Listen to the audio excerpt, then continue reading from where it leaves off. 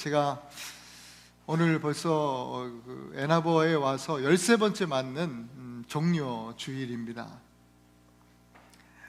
같은 본문으로 이렇게 절기 때마다 말씀을 전하는 것이 참 부담이고 어렵습니다. 그런데 감사하게도 하나님 말씀을 펴고 말씀 앞에 서면 또 다시 그 같은 말씀인데도 은혜가 되고 또 그 말씀이 새롭습니다. 하나님의 말씀을 바르게 듣고 또 믿음으로 받으면 새롭게 되지 않을 영혼들이 없음을 믿습니다. 오늘도 저와 여러분 모두에게 말씀 안에서 새롭게 하시는 주님의 은혜가 임하시기를 축원합니다. 오늘을 종려주일이라고 하는 것은요, 예수님께서 인류 구원의 사역을, 그 놀라운 역사를 이루시기 위해서 예루살렘에 입성하실 때 사람들이 종려나무 가지를 흔들고 호산나 호산나 하면서 환호했기 때문에 오늘을 종려주일이라고 부르게 되었습니다. 사진 하나 보십시다. 여러분, 이게 뭔지 아십니까? 종려나무 가지가 이렇게 있죠? 저게 뭔지 아시는 분 계셔요? 저게요, 트로피입니다. 이 칸 영화제에서 가장 최고의 작품을 만든 감독에게 주는 칸 영화제 최고의 상, 바로 황금 종려상입니다. 여러분 보시는 저 사진이 실제로 2019년에 우리나라 봉준호 감독이 받은 상입니다. 저 상을 받으면서 이제 이 온 세계에 정말 한국 영화의 시대, 아니 나아가서 한국 그 컨텐츠의 시대가 열렸다고 해도 과언이 아닐 것입니다. 이 종려가지, 종려나무가 뭔가 시대, 새로운 시대를 말해주고 있는 그런 상징적인 나무입니다. 서기 999년 12월 31일 많은 사람들이 이제 그날이 온 인류, 세상의 마지막 날이라고 하는 그런 믿음을 갖고 있었습니다. 수많은 사람들이 로마 광장에 모여들어서 횃불을 들고 또 한 손에 종려나무 가지를 들고 기도하고 찬양하고 그 마지막 순간을 기다리고 있었습니다. 두려운 마음이었죠. 하나님께서 마지막 이제 999년이 끝나는 그 시간에 하나님의 심판이 임한다, 이런 그런 믿음을 많은 사람들이 가지고 수많은 사람들이 몰려들었어요. 시간이 지나면서 드디어 이제 999년이 끝나고 교황청의 시계 괴종 소리가 울려 퍼졌습니다. 너무나 불안한 마음을 가지고 있던 사람들, 많은 사람들 중에 일부가 그 종소리만 듣고 심장마비로 실제로 많은 사람들이 죽었답니다. AD 1000년 1월 1일이 되었어요. 하늘에서 불벼락이 떨어지고 땅이 갈라져서 사람들을 집어삼키고 이런 일이 일어날 줄 알았는데 아무 일도 일어나지 않아요. 그 종소리와 함께 군중들이 찬양과 기도하던 소리도 다 멈추고 조용하게 정막이 흘렀습니다. 그런데 아무 일도 일어나지 않는데 시간이 조금씩 지나다 보니까 여기저기서 사람들이 울고 또 일부는 웃고 살았다 이거죠. 그 안도의 눈물과 웃음이 섞여지기 시작했습니다. 거기 있던 모든 수많은 사람들이 남녀노소, 신분의 고하, 또 인종에 불문하고 다 함께 모두가 껴안고 또 함께 울고 함께 웃고 노래했습니다. 서로 그냥 악담을 쏟아놓던 원수들도 함께 부둥켜 안고서 평화의 키스를 또 나누고 함께 친구가 되었다는 그런 문안의 글을 보았습니다. 로마의 모든 교회들이 종소리를 울리기 시작했고, 종소리에 맞춰서 사람들이 찬양하고 이 종려나무 가지를 흔들고 새로운 시대가 열렸다고 하는 것을 기쁨으로 이제 새로운 천년을 맞았다고 합니다. 종려나무는 새로운 시대를 상징합니다. 그래서 본문의 유대 군중들이 로마의 압제에서 벗어난 새로운 세상을 요구하면서, 새로운 시대를 요구하면서 예수님을 향해서 종려나무 가지를 흔든 겁니다. 그런데 안타깝게도 예수님께서 이루시고자 하는 세상과 또 사람들이, 군중들이 요구하는 세상은 너무 달랐어요. 지금은 어떤가요? 오늘 우리도 호산나 호산나 찬송을 불렀는데, 여러분들이 바라는 세계와 예수 그리스도의 세계가 같습니까? 여러분들은 오늘 예수님과 같은 것을 바라보시면서 이 종려주일 이 아침에 이 예배당에 예배하고 계십니까? 종려주일에 관련한, 이 종려주일에 관련한 오늘의 본문 말씀, 너무나 중요한 말씀이기에 마태, 마가, 누가, 요한 이 사복음서에 다 기록되어지고 있습니다. 그런데 여러분 가만히 성경을 보시면 각각의 기록한 기자들의 관점에 따라서 그 기록이 조금씩 다릅니다. 표현이 좀 달라요. 누가는요, 예루살렘에 모인 수많은 군중과 그들의 찬송소리 호산나, 이것을 기록하지 않았습니다. 오늘 우리가 누가복음 봤잖아요. 어제 제가 여러분들에게 이 사순절 묵상 말씀을 이렇게 전달해 드리는데, 어제 본문이 오늘 이 본문이잖아요. 누가복음 호산나를 찾아볼 수 없어요. 종려주일 하면 호산나인데 오늘 본문에는 호산나가 기록되어 있지 않습니다. 그리고 종려나무라는 표현도 없어요. 요한이 그렇게 종려나무라고 이야기한 것이죠. 대신 누가는, 여러분 오늘 본문을 보면 작은, 또 이 어린 나귀 한 마리에 관심을 갖습니다.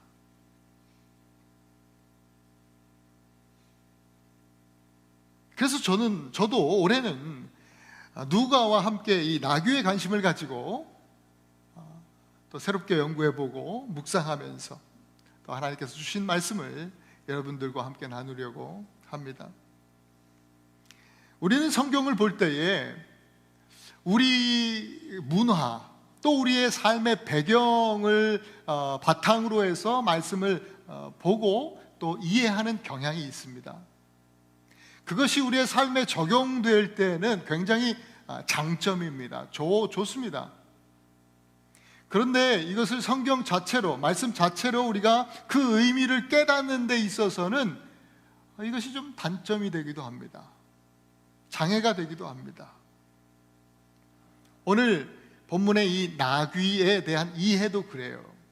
여러분들 한국 우리 사극들을 많이 보시잖아요. 당나귀 타고 다니는 왕들 보셨습니까? 한 번도 본 적이 없죠, 그죠? 왕은 뭐 타고 다녀요? 말 타고 다녀요.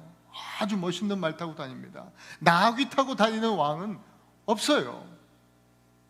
그래서 우리 생각에는, 우리 한국 사람들 생각도 우리 문화 속에서 이해하는 나귀는 뭔가 상대적으로 말에 비해서는 굉장히 좀 천한 동물로 그렇게 인식이 되어집니다.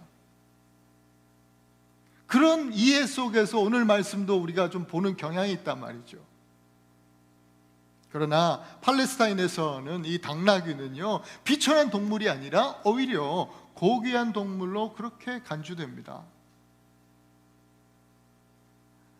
왕이 늘 말만 타고 다니는 게 아니라 오히려 팔레스타인의 왕들은 그 지역의 가나안 지역들, 또 유대를 비롯해서 그 왕들은요, 평상시에 훨씬 더 많은 시간들을 나귀를 탑니다. 전쟁할 때 전시의 왕이 말을 타는 것이고, 평화로운 시대에는 왕도 늘 나귀를 탔답니다. 그러니까 각각 상징하는 것이 다를 뿐이지 그 말과 나귀에 귀천이 있는 것이 아니었다는 것이죠. 말은 전쟁을 상징하고 나귀는 뭐예요? 평화를 상징하는 것이죠. 그렇다면 예수님께서 이 종려주일 나귀를 타셨다는 것은 더욱 거기에 의미가 분명해지지 않겠습니까? 무엇을 위해 오셨는지.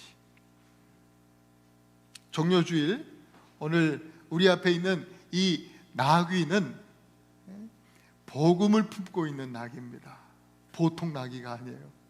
이 나귀를 통해서 우리는 예수 그리스도가 어떤 분이신지 볼 수 있습니다. 아니, 보아야만 합니다. 그리고 오늘 이 나귀를 통해서 또한 동시에 우리들의 어떠함, 이제 우리 신앙인으로서, 하나님의 자녀로서 우리가 이제는 예수와 함께 어떻게 살아가야 할지를 나귀를 통해서 보고 배우고 깨달아야 합니다.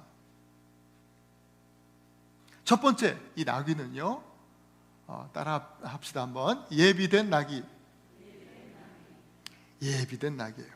여러분, 예수님은 갑자기 길 가시다가 눈에 보여서 마음에 드는 나귀를 고르신 게 아니에요. 저 나귀 괜찮겠다 라고 갑자기 고르시는 게 아니에요.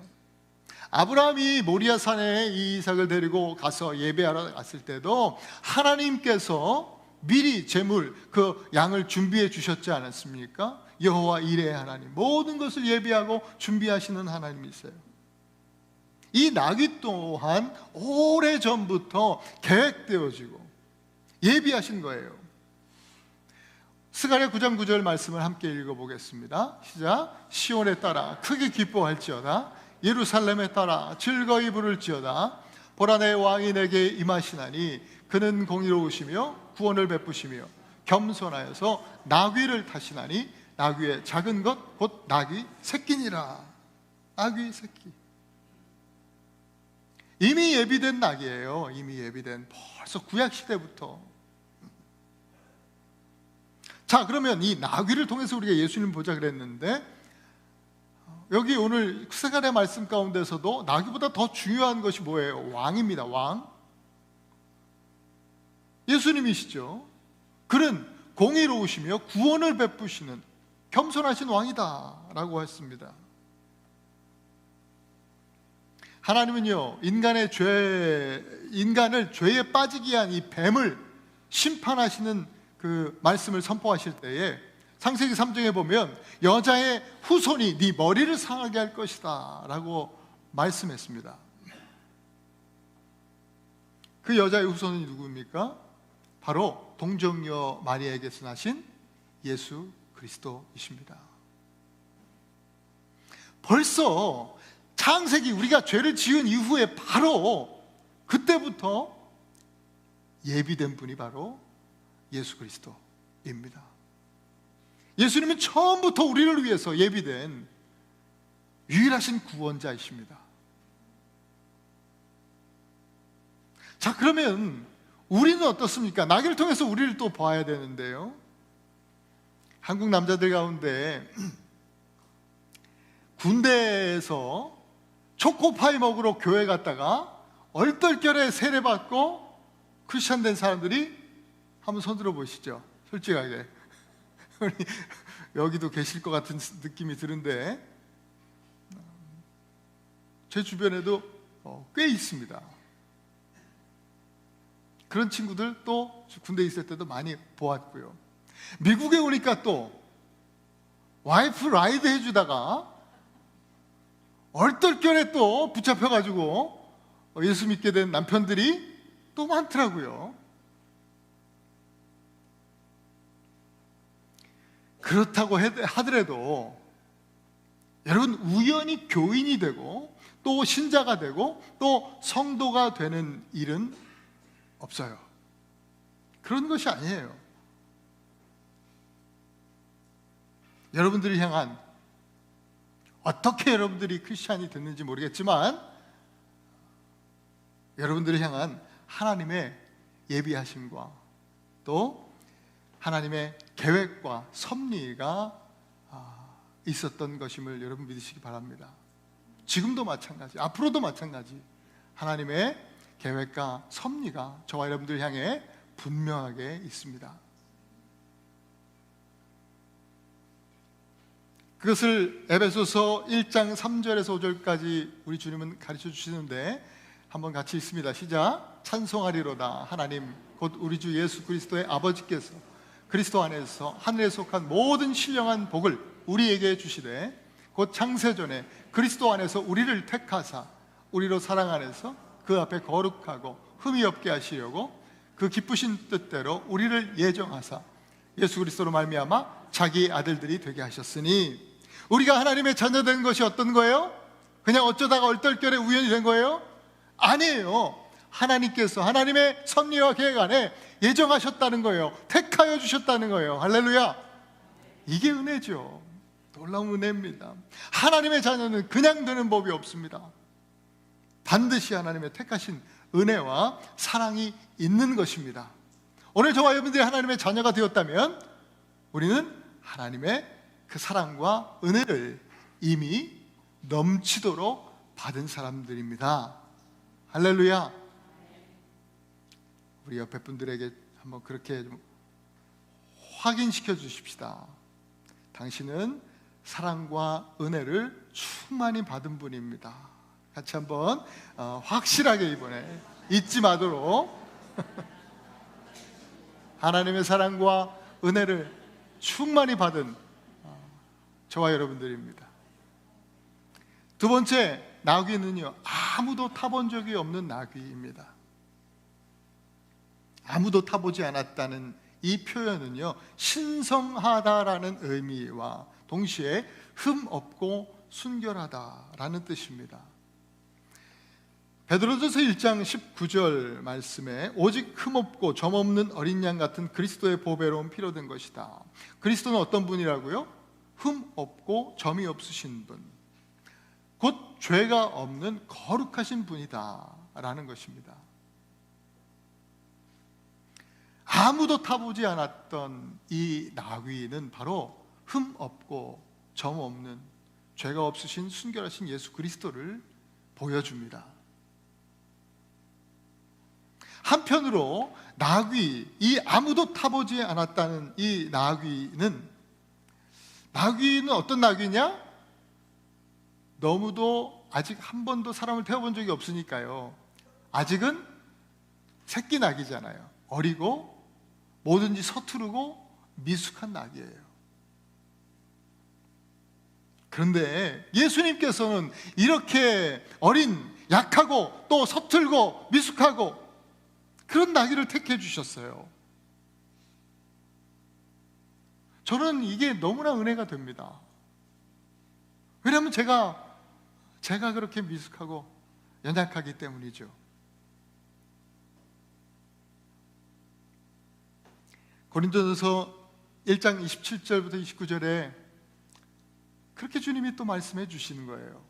같이 읽어볼까요? 시작. 그러나 하나님께서 세상에 미련한 것들을 택하사 지혜 있는 자들을 부끄럽게 하려 하시고 세상에 약한 것들을 택하사 강한 것들을 부끄럽게 하려 하시며 하나님께서 세상에 천한 것들과 멸시받는 것들과 없는 것들을 택하사 있는 것들을 폐하려 하시나니 이는 아무 육체도 하나님 앞에서 자랑하지 못하게 하려 하심이라.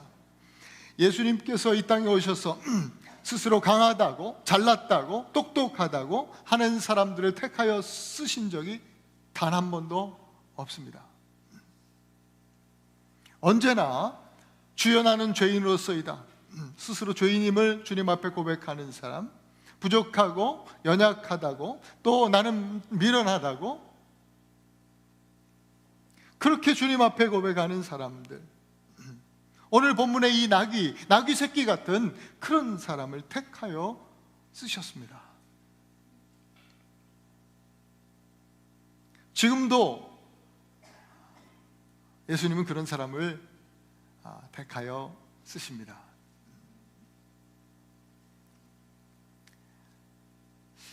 그러면 이제 우리가 좀 나귀의 입장에 한번 되어 보십시다.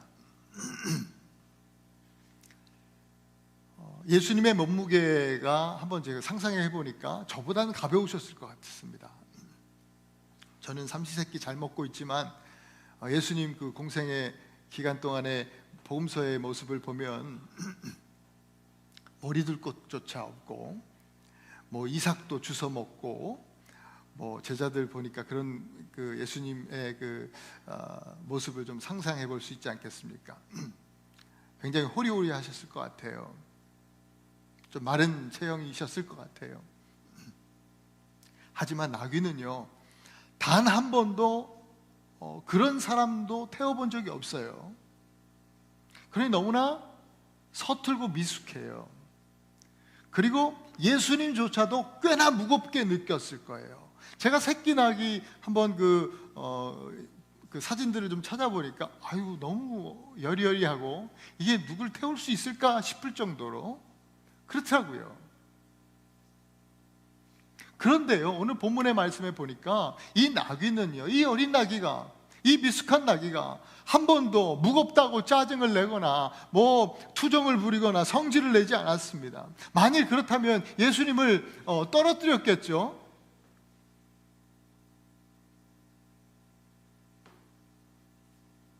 그 미숙한 나귀를 타고 예수님은요, 이 서툴고 또 예수님조차도 좀 힘겨워하면서 큰 숨을 내쉬면서 하지만 또 최선을 다해서 한 걸음 한 걸음 최선으로 걷는 이 어린 나귀의 등 위에서 예수님은 평안하게 예루살렘으로 들어가셨어요.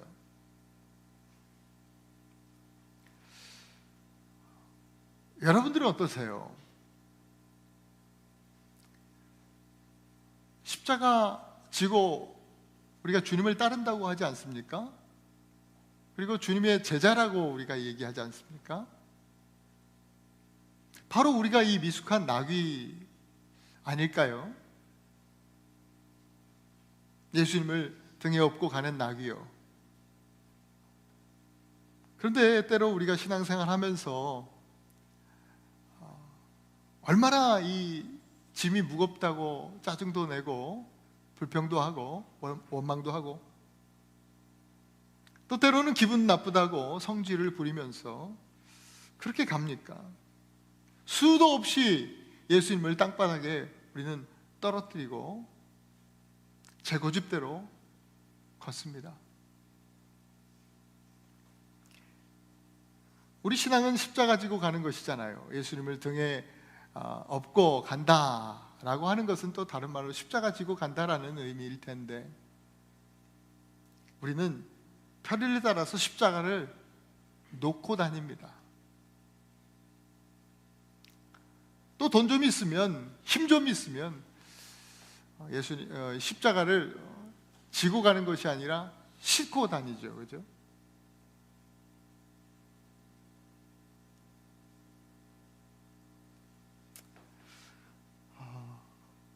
여러분, 성도는 그러면 안 됩니다. 그건 신앙생활 아닙니다. 오늘 이 나귀에게서 배워야 합니다. 언제나 이 어린 미숙한 좀 서툴지만 그러나 최선을 다하는 이 나귀와 같아야 합니다.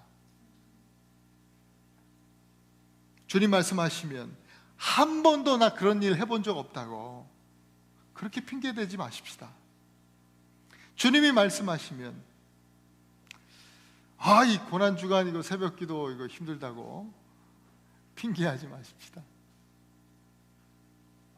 주말에 특별 집회 이 짐이 무겁다고 나 못한다고 그렇게 포기하지 마십시다. 이 팬데믹 이후에 모든 교회들, 한국이나 미국이나 많은 교회들 두드러지게 나타나는 현상이 그거랍니다. 뭐 어떤 모임을 해도 안 온대, 안 모인대요.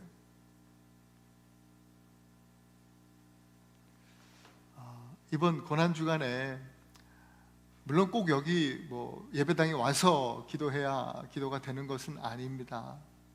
물론 그렇습니다. 하지만 도전합니다, 여러분.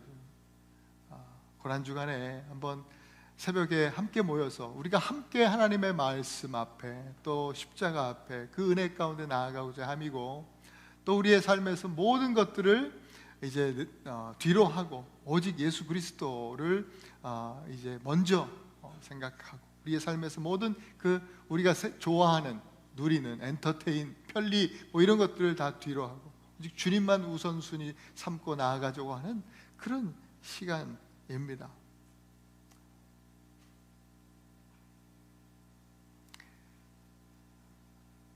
미숙하고 부족한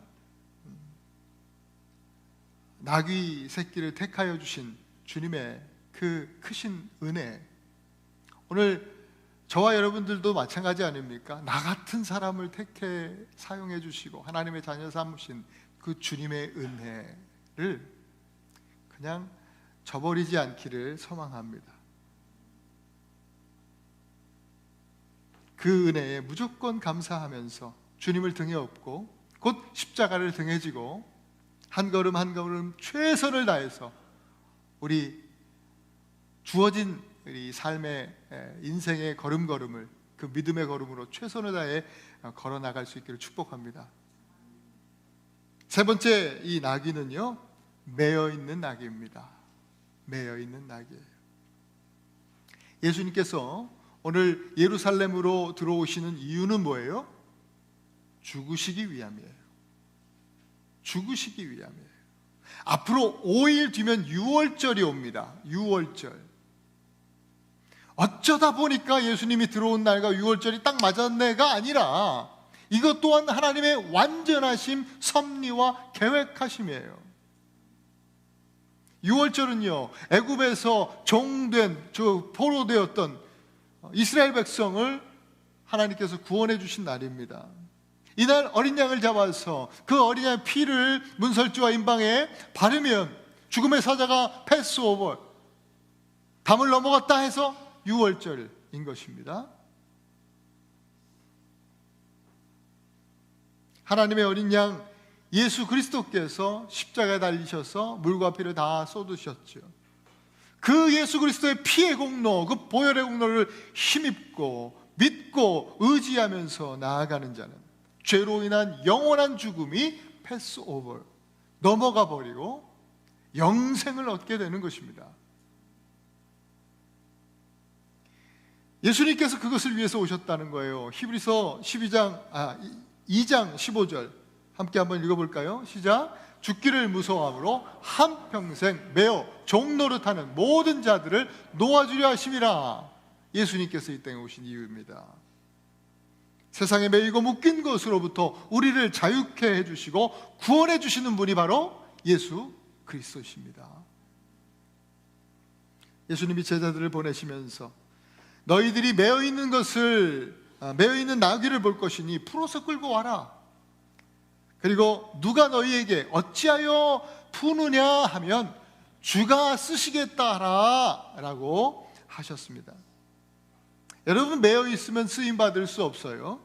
매어 있으면 결국 죽게 됩니다. 풀려야 살고 풀려야 쓰임 받습니다. 우리가 무엇에 매어 있다면 그 우리를 메어놓고 있는 것들에 우리는 그것들의 종입니다. 우리가 슬픔에 매어 산다면 슬픔은 우리의 주인입니다. 일에 매어 사는 그런 사람이 있다면, 우리가 일에 매어 산다면 일은 우리의 주인이에요. 우리가 돈에 매어 산다면 돈이 우리의 주인이에요. 여러분, 오늘 여러분들은 무엇에 묶여 또 무엇에 매여 있으십니까? 우리를 묶어놓고 있는 것들의 본질이 뭐예요? 죄입니다. 모든 인간은 죄에 묶여 있습니다. 로마서 말씀처럼 모든 사람이 죄를 범하였다. 그래서 사람들은 죄를 주인으로 섬기면서 종노릇하는 것입니다. 그런데 예수님께서는요, 그 메인 것을 향해서 주가 쓰시겠다 하라, 그렇게 말씀으로 선포하셨습니다. 심플하게 이 주가 쓰시겠다 하라라고 번역된 이 말씀, 이 원어를 좀 온전히 좀 풀어서 직역해서 여러분들에게 말씀드리면, 나귀에 주께서 필요로 하신다, 이 말이에요. 주님이 나귀를 필요로 하신다가 아니라 나귀의 주께서, 나귀의 주인이 바로 예수님이라는 말씀이에요. 그 선포예요. 나귀에 어떤 주인이 있는 것이 아니라 진짜 나귀의 참 주인이 예수님이라는 것이죠. 우리 예수님은 나귀뿐만 아니라 온 우주 만물, 온 우주의 주인이 되십니다. 예수님은 그렇게 말씀하시죠. 주가 쓰시겠다 하라. 그 말을 듣고 그 나귀의 임자들이라고 표현되어 있는데, 그 주인이 선심 써서 풀어준 게 아니라 주인이신 예수님의 그 말씀에 의해서 묶인 것이 풀린 거예요. 여러분, 누구든지 주가 쓰시겠다 하라, 주님이 말씀해 주시면 반드시 순종해야 합니다. 그것이 우리 예수님을 주인 삼은 사람들이 마땅히 해야 할 바입니다. 그러면 아무리 약하고 또 아무리 미숙하고 부족한 나귀라도 위대하게 쓰임받게 되는 것입니다. 오늘 이 본문 말씀을 통해서 우리가 보게 되는 건 뭐예요? 메인 것에서 풀림을 받기 위한 그 열쇠가 뭐예요? 바로 순종이라는 것이죠. 순종이 아니면 평생 묶이고 메인 채 살아가게 되는 거예요. 여러분, 11서 12장 1절 2절 말씀에 이렇게 우리에게 강권하고 말씀해 주시죠. 함께 읽습니다. 시작. 모든 무거운 것과 얽매이기 쉬운 죄를 벗어버리고 인내로서 우리 앞에 당한 경주를 하며 믿음의 주요 또 온전하게 하시는 이인 예수를 바라보자. 믿음은 곧 순종입니다, 여러분.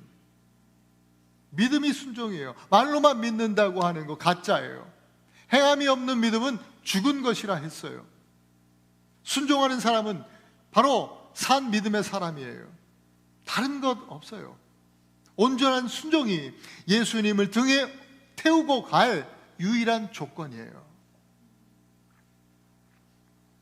주가 쓰시겠다 하라.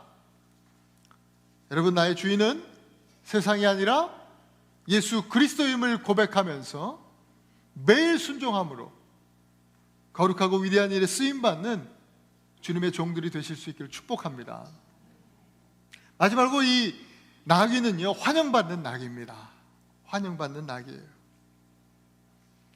매임에서 풀림받은 이 나귀는요, 드디어 예수님을 등에 업고 예수님을 태우고 예루살렘으로 들어가게 되는데 평생 한 번도 받아보지 못한 환영을 받습니다. 이게 무슨 일인지 당황스럽기도 하고 어쩔 줄 모르겠는데 기분은 너무 좋습니다. 사람들이 자기 발 앞에 막 옷을 깔아서 주고 종려나무 가지를 흔들면서 막 호산나 호산나 구원하소서 막 그래요. 서두에 말씀드렸지만 누가는 다른 관점에서 보죠. 군중들이 아니라, 여러분 오늘 눈치를 채셨는지 모르겠지만 누가는요, 유대 군중들이 모였다고 하지 않고요, 제자들의 무리가 모여서 찬송했다라고 기록해요. 그리고 이렇게 찬송합니다. 그들의 찬송은 호산나 기록, 이거는 군중들의 찬송인 것 같고, 이제 무리는, 제자들의 무리는 38절 찬송하리로다 주의 이름으로 오시는 왕이요 하늘에는 평화요 가장 높은 곳에는 영광이로다. 나귀는 몰랐지만 우리는 알아요. 이 찬송이 어디에 또 쓰여졌었는지 많이 들어보지 않았습니까? 누가는 의도적으로 이걸 기록한 거예요. 누가복음 저 앞에 더 앞으로 가면 처음 예수님 탄생하실 때 천사들이 찬송하는데 그 찬송 소리, 찬송의 가사를 누가가 적었어요. 누가복음 2장 14절이죠. 다 함께 읽습니다. 시작. 지극히 높은 곳에서는 하나님께 영광이요 땅에서는 하나님이 기뻐하신 사람들 중에 평화로다니라. 누가는 예수님이 탄생하실 때, 또 그리고 죽음을 앞두신 예수님이 이제 십자가 지러 가실 때, 그 시점에서 이 되어진 이 찬양을 기록함으로 예수님이 무엇을 위해 이 땅에 오셨는가를 분명히 합니다. 뭐예요? 평화와 영광이잖아요. 평화, 또 하나님께 영광. 그래서 전쟁의 상징인 말이 아니라 평화의 상징 나귀를 타신 것이죠. 나귀는 이렇게 기쁨과 그 평화의 노래로 환호를 받을 때 하마터면 착각할 뻔했어요. 만약에 자기가 이렇게 환호받고 이런 착각 속에서 있었다면 너무나 막 기뻐하면서 흥분하면서 앞발을 들고 막 소리를 치고 막, 아니면 뒷발차기 하면서 자기 기분을 표출했다 그러면 예수님 떨어지셨겠죠. 그죠? 예수님 디스크 나가셨을 거예요. 그런데 나귀는 그러지 않았어요. 그 어린 나귀가 미숙하지만 사람 태우고 가는 어떤 기술은 좀 떨어질지 몰라도 이 환호가 나에게 오는 것이 아니라 내 등에 타고 계시는, 또 지금 나와 함께 하시는 예수님이 받으시는 것이구나, 그걸 알았어요. 여러분, 우리도 그렇게 해야 하죠. 우리 삶에서 찬송을 받으실 분은 오직 예수 그리스도 한 분이십니다. 그러니 언제나 착각하지 말고 어떤 상황 속에서도 우리 모든 영광과 찬송을 주님이 받으시도록 해야 할 줄로 믿습니다. 베드로전서 5장 5절 6절 함께 한번 읽어보겠습니다. 시작. 다 서로 겸손으로 허리를 동이라. 하나님은 교만한 자를 대적하시되 겸손한 자들에게는 은혜를 주시느니라. 그러므로 하나님의 능하신 손 아래서 겸손하라. 때가 되면 너희를 높이시리라. 잘 나가고 또 환호받고 칭찬받으면 자기가 뭐라도 된 양 교만해지기 마련입니다. 착각하면 교만하게 되는 것입니다. 근데 오늘 말씀에 누구나 할 것 없이 누구든지 서로 겸손하게 허리를 동이라 했습니다. 서로 혼자만 겸손한 게 아니라 서로 관계 안에서 겸손해라. 풀어 말하면 뭐예요? 나귀가 예수님을 등에 태웠듯이 서로 올라타려고 하지 말고, 서로 나보다 남을 낮게 여기고, 서로 주님, 그 나귀가 그렇게 했듯이 상대방에게 늘 주님께 하듯이 서로를 태우고 가라는 거예요. 업고 가라는 거예요. 그것이 겸손이라는 거죠. 저는 이 겸손이란 상대방을 이렇게 내려보는 시선을 버리는 것에서 시작한다고 믿습니다. 그렇다고 뭐 올려다보라는 것은 아니에요. 우리가 올려다보고 우러러 볼 분은 오직 예수님이고 하나님만 그렇게 하면 되고, 공동체 안에서 내려보기를 그치고 우리 서로가 눈높이를 맞추는 거예요. 어떤 사람을 대하든지 간에 그 사람의 눈높이에서 좀 함께 같이 서로를 바라봐 주는 거예요. 그 겸손한 사람이에요. 우리의 눈에서 이 높고 낮음이 사라지고 다 함께 겸손의 시선으로 서로를 바라보면서 또 함께 믿음의 눈을 들어서 예수를 바라보는 그런 교회, 우리 애나바 한인교회가 되기를 소망합니다. 그러면 때가 되면 너희를 높이시리라, 이 말씀이 성취되어서 우리 이 만남 가운데 하나님의 나라가 이루어질 줄로 믿습니다.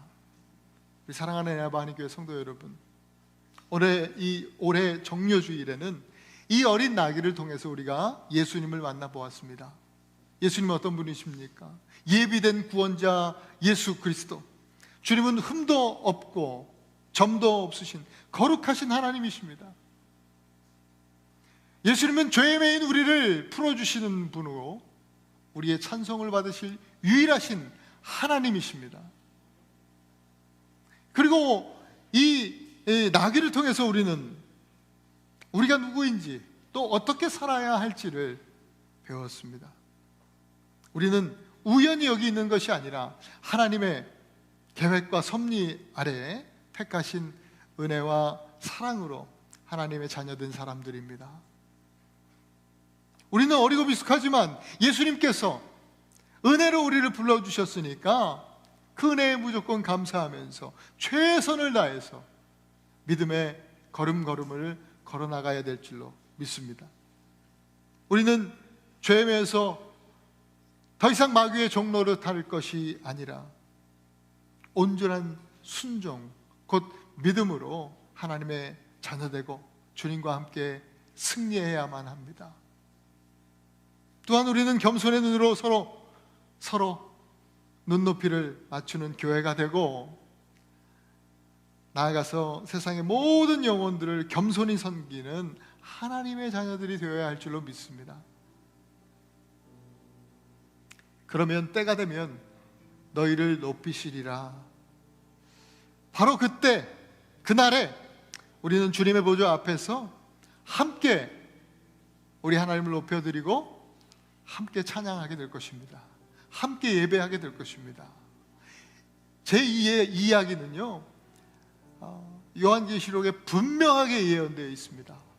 반드시 이 날이 올 것이고 말씀이 성취될 줄로 믿습니다. 요한계시록 7장 9절 10절 말씀을 함께 읽습니다. 시작. 각 나라와 족속과 백성과 방 안에서 아무도 능히 셀 수 없는 큰 무리가 나와 흰 옷을 입고 손에 종려가지를 들고 보좌 앞과 어린 양 앞에서 서서 큰 소리로 외쳐 이르되 구원하심이 보좌에 앉으신 우리 하나님과 어린 양께 있도다. 할렐루야. 종려나무 가지를 흔들고, 종려나무가 뭐예요? 새로운 시대가 열렸다는 뜻이라고 말씀드리지 않았습니까? 서두에 종려나무 가지를 흔들고 우리는 이제 예수의 시대가 열렸음을, 하나님의 나라가 열렸음을 다 함께 찬송하고 하나님께 영광 드리게 될 것입니다.